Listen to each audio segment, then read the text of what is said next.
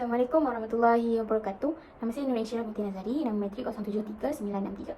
Baiklah, bagi menjawab persoalan yang diberikan oleh Ustaz berkenaan tentang apakah kesan sekiranya ujian sumatif tidak dilaksanakan pada peringkat sekolah dan hanya bergantung sepenuhnya kepada ujian formatif, adalah yang pertama, guru tidak dapat menilai tahap kefahaman serta penguasaan murid secara total atau menyeluruh terhadap setiap seorang daripada murid di dalam bilik darjah tersebut. Dan yang kedua adalah murid datang ke sekolah tanpa matlamat. Murid tidak akan memberi sepenuh perhatian kepada pembelajaran kerana mereka tahu mereka tidak diuji. Baiklah, untuk yang pertama, guru tidak dapat menilai pencapaian murid secara total ataupun keseluruhan terhadap setiap seorang daripada murid tersebut sekiranya ujian sumatif tidak dilaksanakan dan hanya bergantung sepenuhnya kepada ujian formatif. Ialah seperti yang kita sedia maklum, ujian sumatif ini ialah satu jenis ujian yang dilaksanakan secara formal untuk menilai tahap pencapaian kurikulum.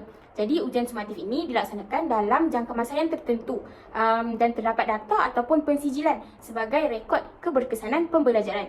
Selain itu, ujian sumatif juga bertujuan untuk mengesan pencapaian berdasarkan beberapa unit pembelajaran dan pemeringkatan grade murid dalam kelas tersebut. Sebagai contoh, ujian sumatif ialah ujian penggal pertengahan tahun dan juga ujian akhir tahun. Setelah kita mengetahui tentang ujian sumatif, maka kita perlu tahu pula ujian formatif supaya kita dapat bandingkan ujian sumatif dan juga ujian formatif. Jadi ujian formatif ialah satu ujian yang dilaksanakan secara formal ataupun secara tidak formal untuk mengesan tahap penguasaan dan kemajuan murid dalam kelas tersebut. Dan ujian formatif ini dilakukan untuk membaiki kelemahan dengan kadar yang segera.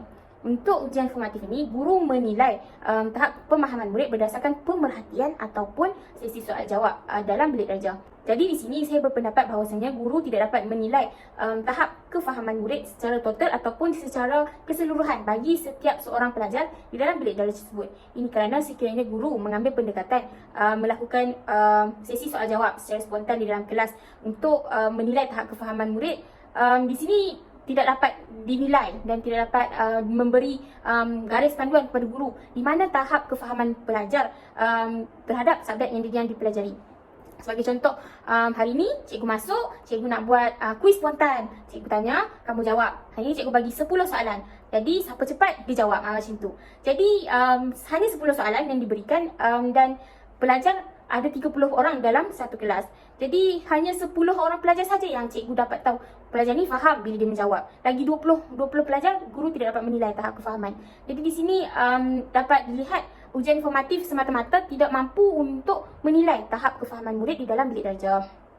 Ataupun mungkin ketika dilaksanakan ujian formatif dengan cara sesi soal jawab ataupun pemerhatian, guru nampak ataupun guru mendapati pelajar tidak mampu untuk menjawab soalan spontan yang diberikan, bahkan guru akan menilai pelajar tersebut tidak memahami akan pelajaran tersebut, sedangkan murid faham. Cumanya mungkin murid tersebut perlu sedikit masa untuk mengingat ataupun untuk recap balik, untuk fikir balik apa yang dia dah belajar. Bukan bermakna dia tak faham bila dia tak dapat jawab dengan spontan ataupun secara terus, tapi diperlukan sedikit masa.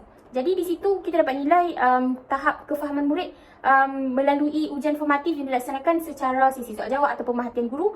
Tidak dapat menilai secara keseluruhan tahap kefahaman murid terhadap satu subjek. Jelasnya, sistem pendidikan kita memerlukan ujian sumatif sebagai salah satu medium ataupun cara untuk mengukur atau menilai tahap kefahaman murid terhadap sesuatu mata pelajaran.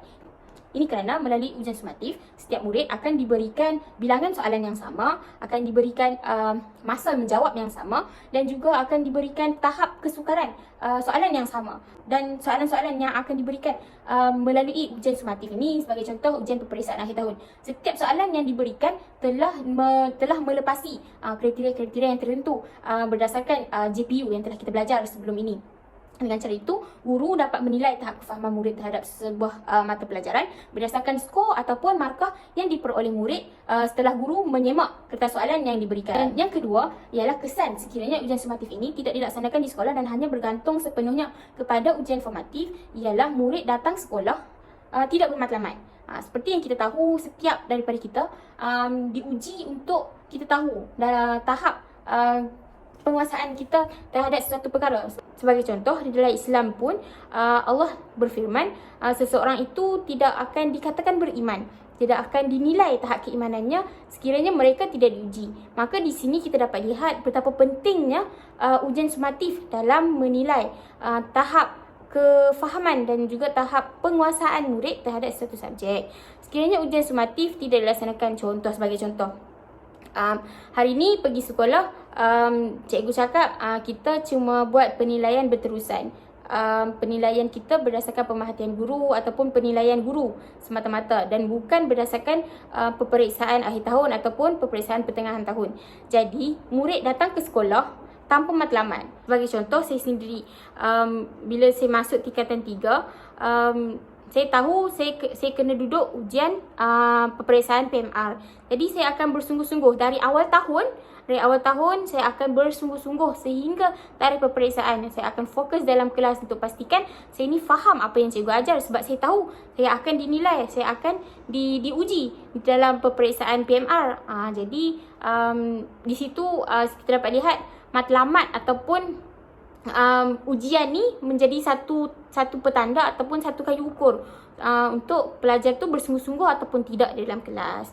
Jadi tuntasnya sebagai penutup, bagi menjawab persoalan yang telah diberikan, kesan sekiranya ujian sumatif tidak dilaksanakan di sekolah dan hanya bergantung sepenuhnya kepada ujian formatif dalam menilai tahap pencapaian murid, ialah guru tidak dapat menilai tahap kefahaman ataupun tidak dapat menilai tahap penguasaan murid terhadap satu subjek hanya berdasarkan ujian formatif.